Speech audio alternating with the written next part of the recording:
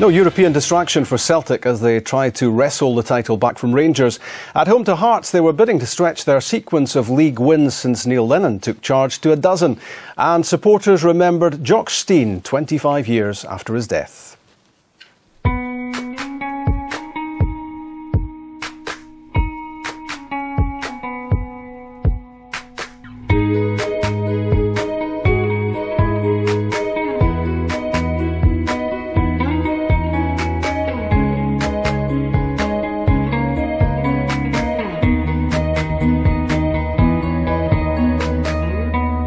Jock, you're immortal now.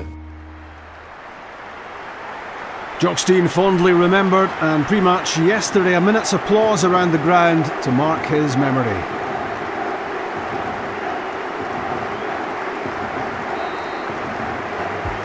A Celtic Park debut for Anthony Stokes, signed from Hibs on the last day of the transfer window, up front alongside his former Sunderland teammate Daryl Murphy. Giorgio Samaras dropped out. Hearts will have to do without injured Scotland defender Lee Wallace for a while. Marius Zaliukas missing as well from their first choice defence. Ruben Palazuelos a stand-in left back. Craig Thompson missed out. Match highlights with Al Lamont.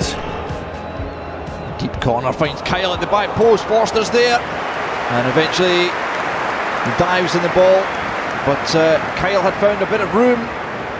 He was unmarked at the back post, and often those end up in the back of the net.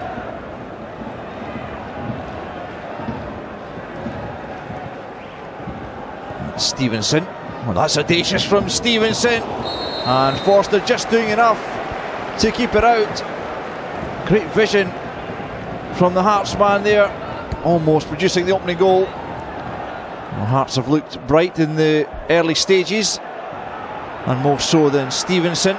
Here he goes again. Here's Suso Santana, so close to the opening goal at Celtic Park.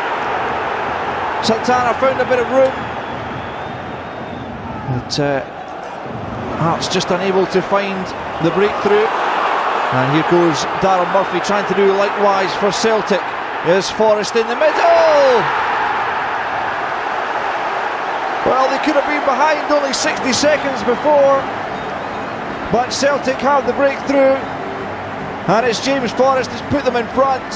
Daryl Murphy squaring the ball. Barr could only play it on to the feet of Forrest, and it ends up in the back of the net.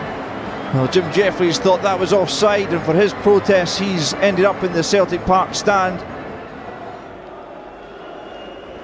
Boozid getting himself into trouble, and perhaps putting his side in trouble here as Forrest zooms in on goal. Maloney couldn't get there. Still the danger alive. And eventually Kello plucks that one out the air. But Maloney couldn't quite stretch the leg to knock that one into the empty net. Izagiri keeping his eye on the ball, and Celtic can build from the back once more. Stokes picking up.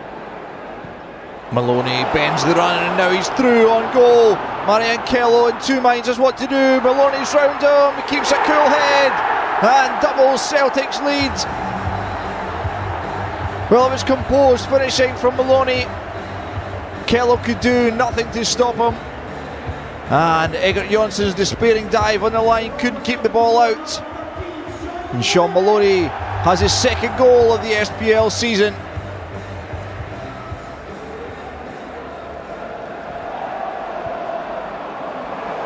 Maloney once more, driving at the Hearts defence. He's got Stokes outside him. Stokes going for the debut goal, denied by Kello. First real opportunity for Stokes to get that first Celtic goal. That's slack from Hearts, and it gives Celtic the opportunity to come forward once more. Poor defending by Jonsson. Maloney's in there. Kello eventually just dives on the ball, but the defending was woeful from Hearts, and Celtic should really have added to their advantage. Maloney just wanted to walk this one into the net.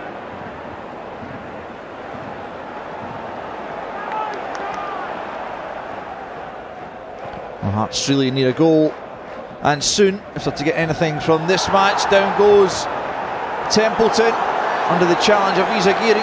He's looking for the penalty. It's not forthcoming. Here's Maloney, the man who got Celtic second. Paddy McCourt gets it back to Maloney once more, and this could be real danger for Hearts. Samaras, and another good save by Kello to keep the deficit at just 2. Well, Celtic could have had a few more this half. Samaras. That's McCourt. Dancing past, one challenge and a second. He's in here. Oh, it's sublime from Paddy McCourt. Another outstanding goal. Well, it's just so effortless looking from McCourt. And a cool finish as well. It's another collector's item from the feet of Paddy McCourt.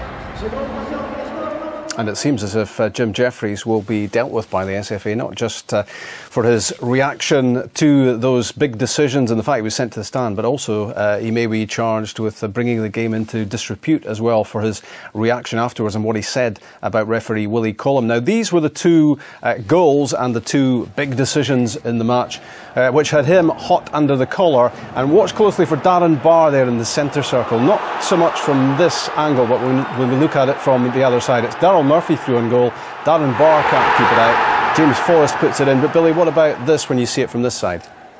Yeah, looking for this angle, it's very, very tight. You know, obviously at the game it looks very, very close, but I think the time of the run and the weight of the pass is perfect. I think Darren Barr is playing him on half a yard, and you know, I don't think they have any complaints. I think it's a legitimate goal. And obviously what was getting at Jim at the time was the fact that Hearts were having a good spell at that stage and Celtic go and score. Yeah, very much so. I think you know, Jim will know, he's been there so many years, that the opening goal at Celtic Park is very, very important. And Sean Maloney in line. I mean, maybe his left ear was offside, but you're just not going to see that in a split second. Rob, I think that's onside. I think he's timed the run. There's not much in it. Split decision. Some linesmen may call it, but I don't think they have too many complaints here. Can you relate to Jim Jeffries' anger and his reaction and what happened at Celtic Park? Yes, I can. He's been there so many times, and as I say, he knows the importance of the first goal. They've started really well, they've hit the post, they've created chances, and it's a borderline decision.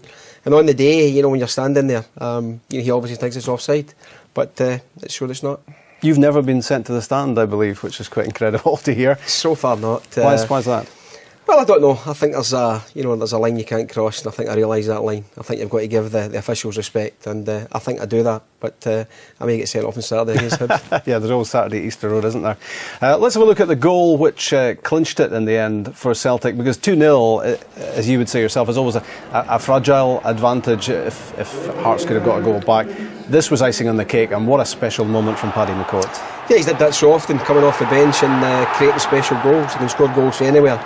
You know, plenty to do in the wide area, 2 or 3 Hearts players round about him, and he's did this, I say, on numerous occasions. And you know, if he played with any other team other than Celtic, I think he'd be a starter every week in the Premier League.